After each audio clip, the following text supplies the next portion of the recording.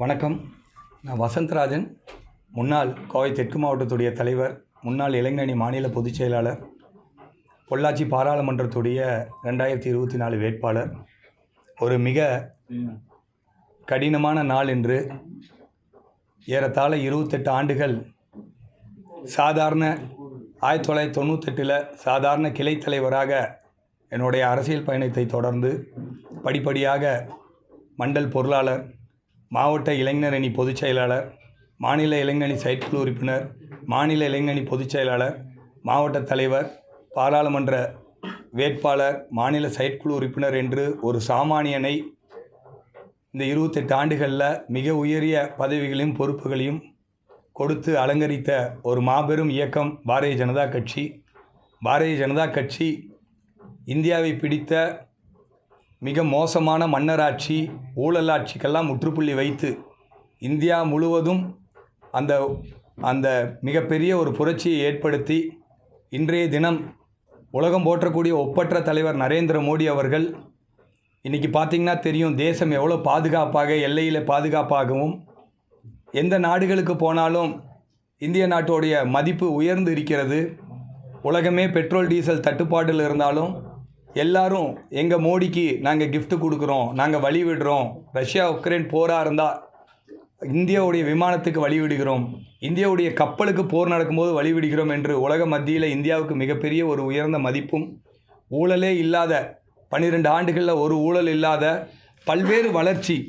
இன்றைக்கி இந்தியா டிஜிட்டலில் உலகத்திற்கு இன்றைக்கி இந்தியா தான் முன்னோடியாக இருக்கிறது, வளர்ந்த அமெரிக்கா நாடுகளெல்லாம் தாண்டி. அந்த மாதிரி மிகப்பெரிய ஒரு தலைவர், மிகப்பெரிய ஒரு கட்சி, உலகம் மிகப்பெரிய ஜனநாயக கட்சி, சிறந்த ஆட்சி கொடுத்த வாஜ்பாய் அவர்கள், காங்கிரஸை இந்தியாவிலிருந்து ஒழித்த அத்வானி, மோடி அவர்கள் போன்ற மிகப்பெரிய தலைவர்கள் கீழே 28 ஆண்டுகள் பணி செய்து கனத்த இதயத்தோடு இன்றைக்கி பாரதிய ஜனதா கட்சியிலிருந்து விலகி புதிய அரசியல் பாதையை தமிழக மக்கள் எல்லாம் எதிர்நோக்கி இருக்கின்ற ஒரு அரசியல் மாற்றம். தமிழக மக்கள் எல்லாம் குடிக்கு அடிமையாக இருந்தார்கள், குடும்ப ஆட்சிக்கு அடிமையாக இருந்தாங்க, ஊழல் ஆட்சி இருந்துச்சு. இதையெல்லாம் உடைத்து ஒரு புதிய மாற்றம் வர வேண்டும் என்பது தமிழக மக்களுடைய எதிர்பார்ப்பு. அது இந்த தேர்தலில் நமக்கெல்லாம் நடைபெற்ற தேர்தல் நமக்கெல்லாம் நல்லா தெரிந்த ஒன்று. ஆனாலும் மக்கள் ஒரு புதிய கட்சிக்காக இன்னும் நிறைய பேர் ஏங்கி கொண்டு இருக்கக்கூடிய இந்த வேளையில் முன்னாள் பாரதிய ஜனதா கட்சி மாநில தலைவர், முன்னாள் ஐபிஎஸ் அதிகாரி அண்ணாமலை அண்ணன் அவர்களுடன் கைகோர்த்து ஒரு புதிய அரசியல் பயணத்திலே நாங்கள்லாம் இன்றிலிருந்து அவருடன் இணைந்திருக்கிறோம். ஏற்கனவே பாரதிய ஜனதா கட்சியில் பல்வேறு மக்கள் நலனுக்காக பல்வேறு சேவைகள், பல்வேறு போராட்டங்கள், பல்வேறு ஆர்ப்பாட்டங்கள். எங்கள் ஊர் போத்தனூர் ரயில் நிலையத்துக்கு கூட அண்ணாமலை அண்ணனுடன் போய் மத்திய அமைச்சரை பார்த்து 100 கோடி ரூபாயை பெற்றுக் கொடுத்தோம். பல வெளிநாடு வாழ் தமிழ் மக்களுக்கு பல்வேறு பிரச்சனைகளை தீர்த்து கொடுத்திருக்கிறோம். நான் பாராளுமன்ற வேட்பாளராக என்னை அறிவித்து 2.25 லட்சம் வாக்குகளை பெற்று தந்திருக்கிறது.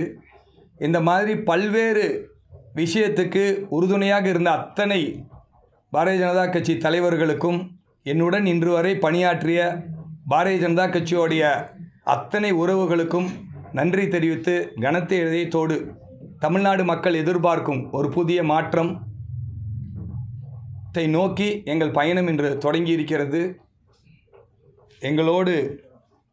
என்னோடு எங்களுடைய மாவட்ட தலைவர் மரியாதைக்குரிய சந்திரசேகர் அவர்களும், மாவட்டத்துடைய பொதுச் செயலாளர்கள், மண்டல் தலைவர்கள், அணிகளுடைய இளைஞரணி போன்ற பல்வேறு அணிகளுடைய தலைவர்கள், எங்களுடைய ஊராட்சி தலைவர், எங்களுடைய பேரூராட்சி கவுன்சிலர்கள்லாம் எங்களுடைய பயணத்தில் நாங்கள்லாம் ஒன்று சேர்ந்து முடிவு பண்ணி தமிழகத்தில் ஒரு மாற்றத்திற்காக, தேசிய சிந்தனை கொண்ட ஒரு மாற்றத்திற்காக, தமிழ் மண்ணின் மீது அக்கறை கொண்ட ஒரு மாற்றத்திற்காக, நல்ல படித்தவர்கள், பண்பானவர்கள், அரசியலில் பயிற்சி பெற்ற அரசியல் தலைவர்களை கொண்ட ஒரு புதிய தமிழ்நாட்டை உருவாக்குவதற்காக இன்றைக்கி இந்த பயணத்தில் இணைந்திருக்கிறோம்.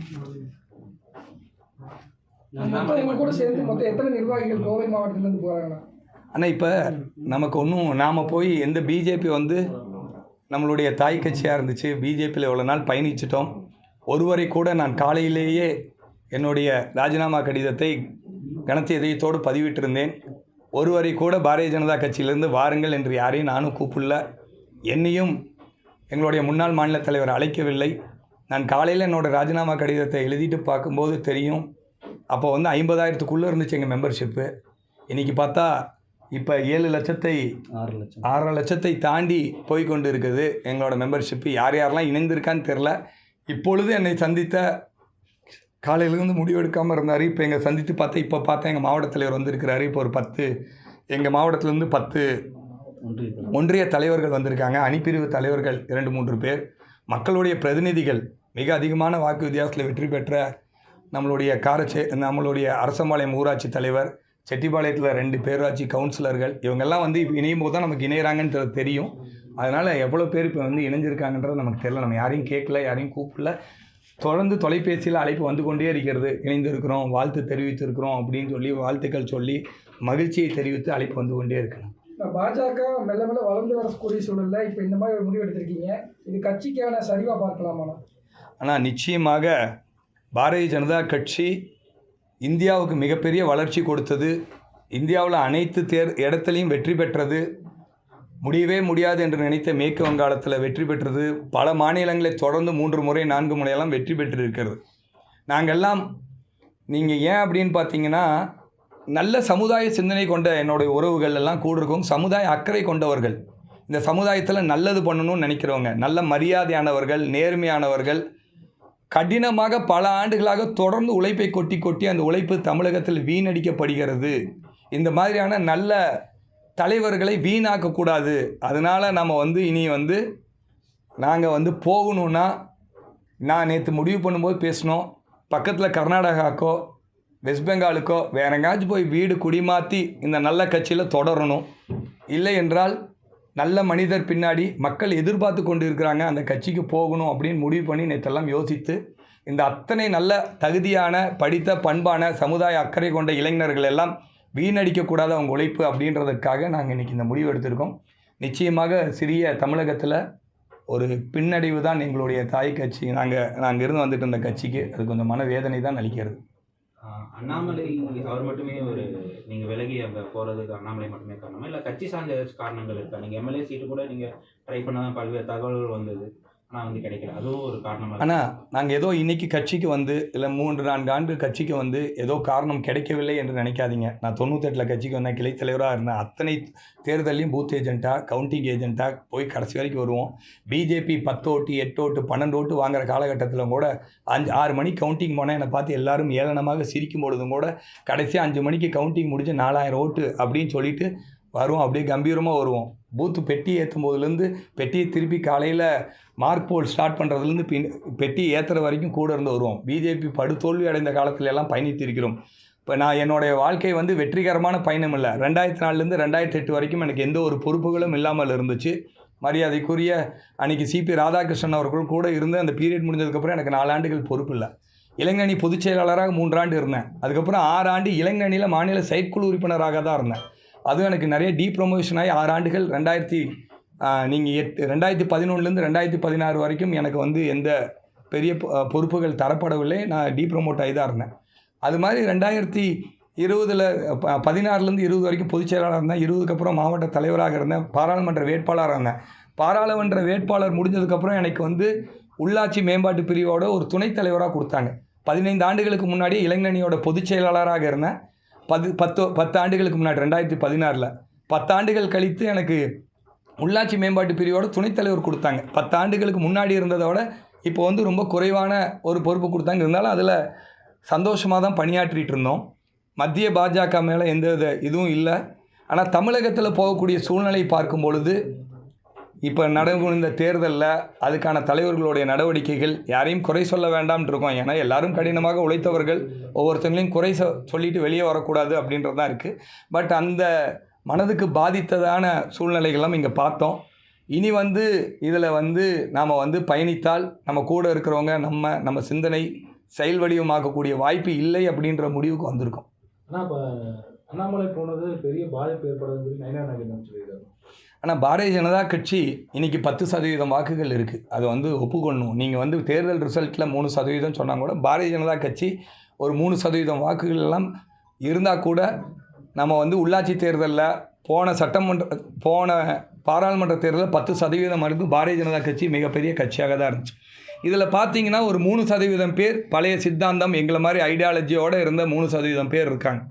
புதிதாக ஒரு 7% பேர் வந்திருந்தாங்க. அது இந்த கடந்த 4-5 ஆண்டுகள் காலத்தில் தான் வந்திருக்காங்க. அந்த வந்தவங்களில் நிறைய பேர் வந்து அண்ணாமலையால் ஈர்க்கப்பட்டு ஒரு மாற்றத்தை கொடுக்க முடியும் என்று நம்பி வந்தவர்கள் அவர்களெல்லாம் இழக்கக்கூடிய ஒரு சூழ்நிலை வரும். பழைய சித்தாந்தவாதிகள், பழைய நபர்கள், அந்த 3% இருக்கும் பொழுது இருந்தவர்கள் அவர்களெல்லாம் இன்னும் அந்த கொள்கை பிடிப்போடு தான் இருப்பாங்க. பல தோல்விகள்லாம் பார்த்து நாங்கள்லாம் இருந்தோம், அந்த மாதிரி இருப்பாங்க. ஆனால் புதியவர்கள் இன்றைக்கி மாற்றத்தை ஏற்படுத்த சொல்லி புதியவர்கள் இப்போ ஈர்க்கப்பட்டு வந்தவர்கள் எல்லாமே வருவதற்கான வெளிவருவதற்கான வாய்ப்புகள் தான் அதிகம் இருக்குது.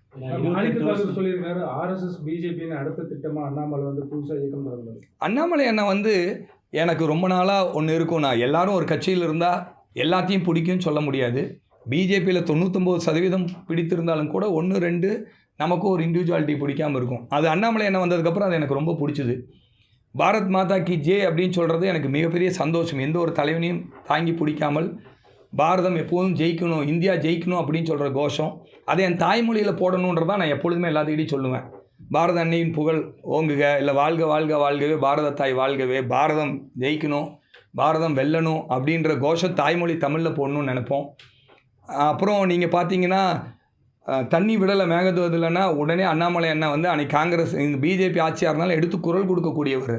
அதெல்லாம் நீ அங்கே கட்டவே முடியாதுன்னு தில்லை எடுத்து சொன்னவர்.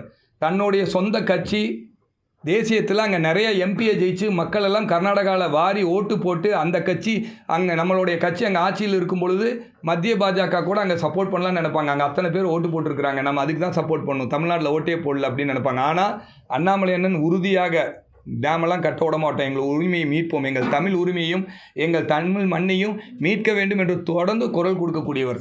பாரதிய ஜனதா கட்சியோடைய ஆயிரக்கணக்கான நலத்திட்டங்கள் இருந்தாலும் இந்த கர்நாடகாவுடைய அந்த அணை கட்டுவ விஷயமாக இருந்தாலும் சரி, இப்போ சிபிஎஸ்சியில் 2029 அந்த இப்போ தேர்வு மும்மொழி தேர்வு நடக்கணும், அது உடனடியாக இப்போ நடத்துகிறேன்னு சொல்லி திடீர்னு போட்டதுக்கு கண்டன குரல் கொடுத்தார்.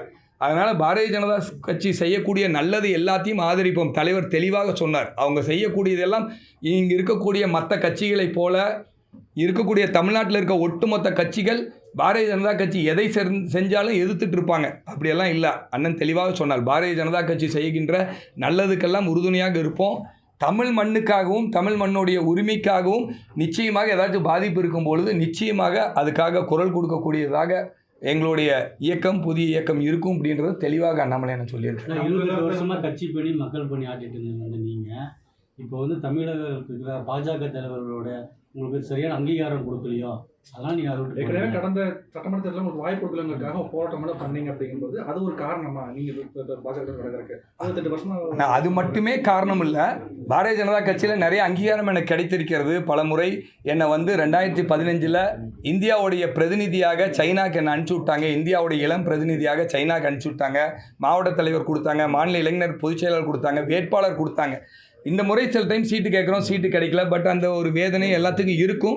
அதையும் தாண்டி எதிர்காலம் வந்து இல்லை, நமக்கு வந்து எதிர்காலம் வந்து குறைவாக இருக்கிறது. நம்ம தேசிய சிந்தனையோடு ஒரு மாநில கட்சி இங்கே வரணுன்றது நம்மளுடைய எதிர்பார்ப்பு. அதை நிறைவேறக்கூடிய ஒரு நல்ல தருணம் இப்போ வந்திருக்கு. தமிழ்நாடு மக்கள் எதிர்பார்க்குறாங்க, அதனால் அதை நோக்கி பயணிக்கிறேன். உங்கள் கொள்கை ஆண்மை அரசியல் எதிர்நோக்கி நான் எங்கள் கொள்கை தமிழ் மண்ணுடைய முக்கியத்துவம், பாரம்பரியம், பெருமை, தமிழ் மண்ணுடைய தமிழ் மக்களுடைய நலன், தேசிய சிந்தனை, இந்தியாவுடைய முன்னேற்றம், இந்தியாவுடைய நலன், தேசிய சிந்தனை.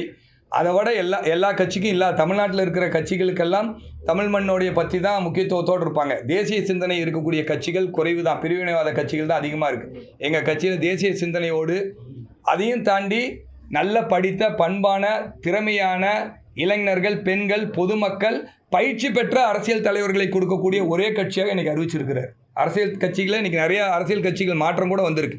நிறையா அந்த தலைவர்கள் வந்து பயிற்சி இல்லாமல் இருந்தால் உள்ளாட்சி பிரதிநிதி வரைக்கும் பயிற்சி பெற்ற அரசியல் தலைவர்கள் வர வேண்டும் என்று முதலாக சொல்லியிருக்கிறார். நிச்சயமாக இதுதான் மாற்று அரசியல். தமிழகத்திற்கான திட்டங்கள், தமிழகத்திற்கான கட்சியாக பாஜக இருக்கணும் அப்படின்னு சொல்லி பலமுறை வலியுறுத்தணும். ஆனால் வந்து தலைமை செய்யலைங்கிற மாதிரி ஒரு சின்ன குற்றச்சாட்டை வந்து அண்ணாமலை வந்து இந்த வீடியோவில் பேசியிருந்தாரு. பாஜக வந்து தமிழக அரசியல், தமிழக மக்கள் நலனுக்காக எதுவும் செய்யலைன்னு நினைக்கிறீங்களா? தமிழக மக்களுக்காக, தமிழக மக்கள் நலனுக்காக பாரதிய ஜனதா கட்சி நிறையா செஞ்சுருக்கு. மோடி அவர்கள் தமிழக மக்கள் நல செஞ்சுருக்கு. இங்கே ஒரு பெரிய மைண்ட் பிளாக்குங்க. என்ன மைண்ட் பிளாக்குனா, தொடர்ந்து திராவிட முன்னேற்றக் கழகம் வந்து தொடர்ந்து பல பொய் குற்றச்சாட்டுகள் எல்லாம் சொல்லி சொல்லி மக்கள் மனசில் ஒரு மைண்ட் இருக்குது. நிச்சயமாக திராவிட முன்னேற்றக் கழகத்தை விட 100 மடங்கு அதிகமாக தமிழ்நாட்டு மக்களுக்கு நிறையா செஞ்சுருக்கிறாங்க. பட் என்னென்னா, இன்னும் அவங்களுக்கு வந்து இந்தியா பூராமான முழுமை இருக்குது. நாம் வந்து தமிழ் மண் வந்து தமிழ்நாடு வந்து இந்தியாவில் முதல் மாநிலம் வரணுன்றதுக்காக நம்ம இன்றைக்கி ஒரு அடி எடுத்து வைத்திருக்கோம். இல்லை, உங்கள் தலைவரே தான் அதை சொல்லியிருந்தாரு. நாங்கள் தமிழகத்திற்கான கட்சியாக இருக்கணும். ஆமாம், அதான் நான் சொல்கிறேன். செய்யலை அப்படின்னு சொல்லி நான் என்னென்னா, அவங்க வந்து எல்லா மாநிலத்தையும் பார்க்கணும். நம்ம இப்போ தலைவர் நம்ம சொல்கிறது ஒரு மாநிலத்தை பார்க்குறோம். கண்டிப்பாக வித்தியாசம் இருக்கும். பாரதிய ஜனதா கட்சி தமிழ்நாட்டுக்கு செய்வதை விட இன்றைக்கி எங்களுடைய புதிய இயக்கம் செய்வது தமிழகத்திற்கு உகந்ததாக இருக்கும், தமிழகத்திற்கு சிறந்ததாக இருக்கும். ஏன்னா அவங்களுக்கு நிறையா குழந்தைகள் இருக்குது ஒரு தாய்க்கு. எங்களுக்கு அப்படி இல்லை. எங்களுக்கு இது மட்டும்தான், தமிழ்நாடு மட்டும்தான். இப்போ நீங்கள் பேசுகிறத வச்சு பார்த்தா தேசிய தலைவர்கள் யாருமே நீங்கள் குறை சொல்லலை, பாஜக யாருமே குறை சொல்லலை. நீங்கள் சொல்கிறது எல்லாமே தமிழ்நாடு லெவலில் இருக்கிற தமிழக பாஜக தலைவர்கள் முதல் கொண்டு குறை சொல்கிற மாதிரியே இருக்குது. ஆமாம், நான் தமிழ்நாட்டில் 11% வளர்த்தி தமிழ்நாட்டு மக்களுடைய அன்பை பெற்றிருந்தோம். இன்றைக்கி அதையெல்லாம் இழந்திருக்கிறோம். இது வந்து மத்திய இருக்கிற பாஜக வந்து இந்த இலக்கை செய்கிறதுக்குன்றான் சூழ்நிலை இல்லை. இன்றைக்கி தமிழ்நாட்டுடைய இங்கே இருக்கக்கூடிய அரசியல் தலைவர்களுடைய சூழ்நிலையினால தான் இது அதிகமாக இருக்குது. பாஜகவை விமர்சனம் பண்ணுவீங்களா வர அடுத்த வர தேர்தல்களில்? ஆனால் பாரதிய ஜனதா கட்சி விமர்சனம் பண்ணக்கூடிய சூழ்நிலையாக இருந்தால் கட்டாயம் ரொம்ப உறுதியாக விமர்சனம் பண்ணுவோம். அந்த மாதிரி சூழ்நிலை இருந்தால் பாரதிய ஜனதா கட்சி நல்லது செய்யும்போது உறுதியாக பாராட்டுவோம். பாஜக கட்சி தமிழ்நாடு மக்களோட ஈடுபடல, அதனாலதான் வேறு வடிவில் வந்து நான் வேறு வடிவில் வரணுன்றது இல்லைன்னா, இங்கே நல்ல அண்ணாமலை அவர்கள் சிறந்த தலைவர். இன்றைக்கி எல்லாரும் ஏற்றுக்கொள்ளப்பட்டாங்க. இன்றைக்கி நீங்கள் போய் பாருங்கள், அண்ணாமலை அண்ணன் பாரதிய ஜனதா கட்சி தலைவராக இருந்தார்.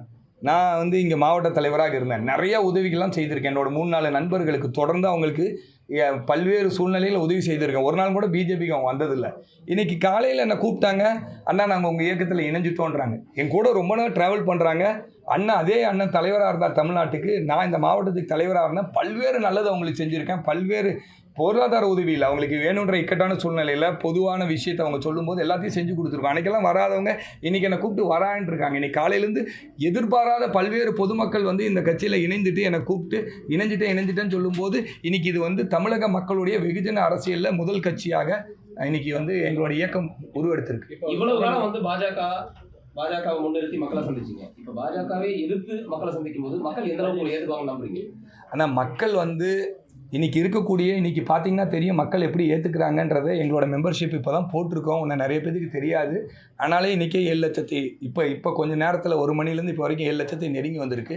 மக்கள் ஏற்றுக்கிட்டாங்கன்றதுக்கு இன்றைக்கி மட்டும் எனக்கு பொதுமக்கள், மாற்றுக் கட்சியை சார்ந்த பெரிய பெரிய ஊராட்சி தலைவர்கள், பெரிய தலைவர்கள்லாம் வாழ்த்து சொல்லி நீங்கள் எதிர்பார்க்கவே மாட்டீங்க. அத்தனை கட்சியிலேருந்து வாழ்த்து சொல்லி இணைஞ்சிட்டேன்றாங்க. திராவிட முன்னேற்ற கழகத்திலிருந்து மிக நல்ல மனிதர்கள், கீழே இருக்கக்கூடிய சில பேர் என்னை கூப்பிட்டு இணைஞ்சிட்டேன்றாங்க. அண்ணா திராவிட முன்னேற்ற கழகத்திலேருந்து கூப்பிட்டான் அவங்க கூட இணைஞ்சிட்டேன்றாங்க. எந்த கட்சியும் சாராத பெரிய தொழிலதிபர்கள், அவங்கெல்லாம் சமுதாய வேலைக்கெல்லாம் வரக்கு நேரமே கொடுக்க முடியாது. அவங்களாம் என்னை கூப்பிட்டு இணைஞ்சிட்டேன்றாங்க. என் பையன் கல்லூரியில் படிச்சுட்டு இருக்கான், பிஹெச்சியில். அங்கே இருக்கக்கூடிய கூப்பிட்டு, அங்கிள் நாங்கள் எப்படி வந்து சேர்றதுன்னு சொல்லி மாணவர்கள் கேட்குறாங்க. நிறைய பெண்கள் இப்போ என்னோட இதுக்கு பார்த்தீங்கன்னா ஆர்வமாக இன்றைக்கி வந்து இணைஞ்சிருக்காங்க. இதுலேயே தெரியுது மக்கள் எப்படி ஏற்றுக்குவாங்கன்னு. மக்கள் ஏற்றுக்கிட்டாங்க அப்படின்றத இன்றைக்கி நாங்கள் வந்து ரொம்ப வேதனையான நாளில் இன்றைக்கி பார்த்தீங்கன்னா இந்த அளவுக்கு மக்கள் ஆதரவு இருக்கும்போது மகிழ்ச்சியாக இருக்குது. நான் 2 பெரிய அரசியல் கட்சிகளோட வாக்கு வந்து விஜய் வந்து வாங்கியிருக்காரு. இப்போ அடுத்த வர தேர்தல்கள் அவரை எப்படி எதிர்கொள்ள போறீங்க? அவரை எதிர்த்து இந்த வாக்கு வங்கி எப்படி உயர்த்த போறீங்க நீங்கள்? ஆனால் எங்கள் வாக்கு வந்து எங்களுக்கு தமிழகத்தில் போட்டி இல்லை. தமிழ்நாட்டில் அவர் வேணால் டிவிகேக்கும் டிஎம்கேக்கும் போட்டி இருக்கலாம். இனிமேட்டு போட்டியே டிவிகேக்கும் டிஎம்கேக்கும் இருக்கணும்.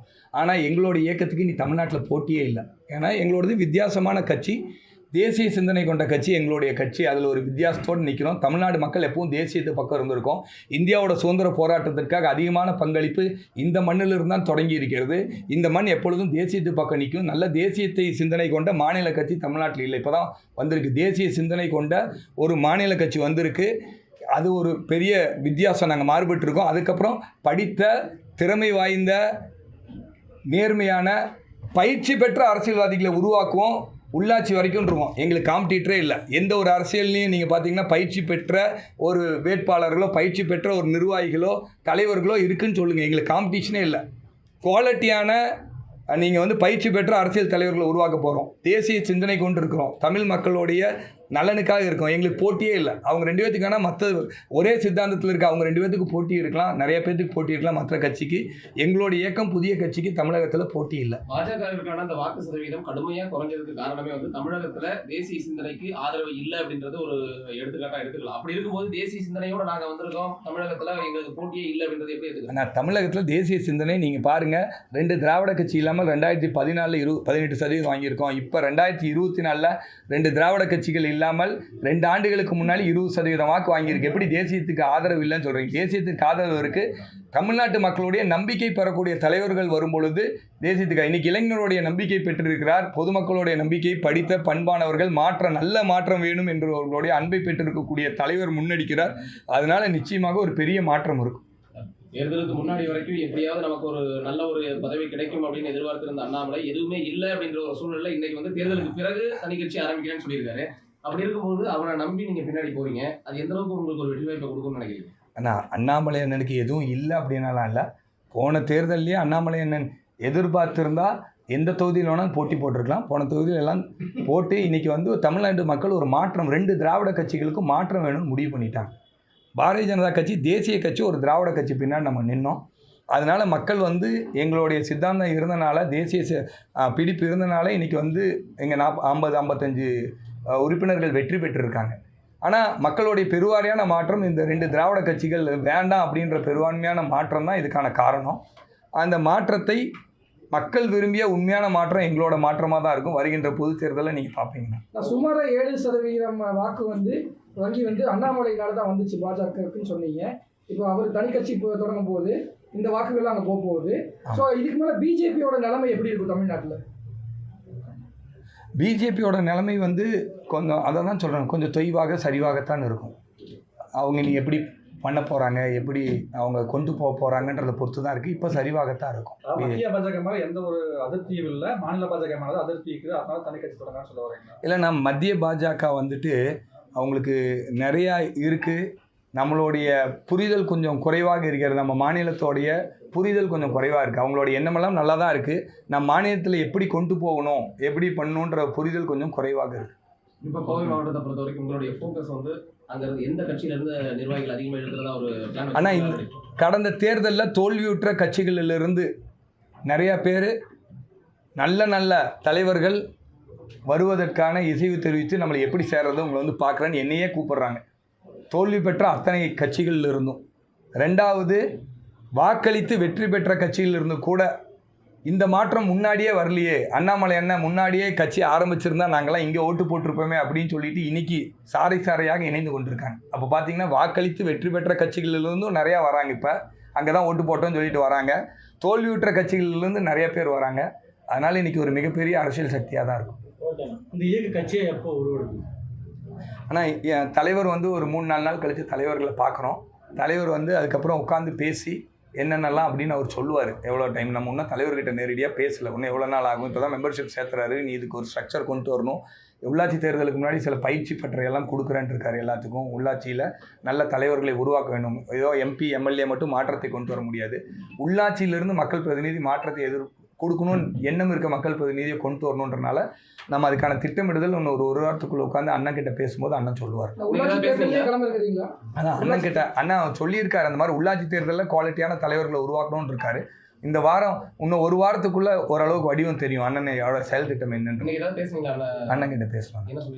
அண்ணன் இந்த மாதிரி நான் ஒரு முடிவெடுத்து வந்தேன், உங்களை போல நல்லவர்கள் சமுதாய அக்கறை கொண்டவர்களாம் இந்த அளவுக்கு நீங்கள் ரிஸ்க் எடுத்து வந்ததே எனக்கு மகிழ்ச்சி அளிக்கிறது. இந்த மாதிரி நல்ல தலைவர்கள் எல்லாம் சமுதாய அக்கறை கொண்ட தலைவர்கள் வர்றது எனக்கு ரொம்ப மகிழ்ச்சி அளிக்கிறது. 4 நாளில் சந்தித்து நம்ம அடுத்த கட்டமாக பேசலான் இருக்கேன். குறைந்தபட்சம் 1 கோடி பேர் இணைவாங்கண்ணா.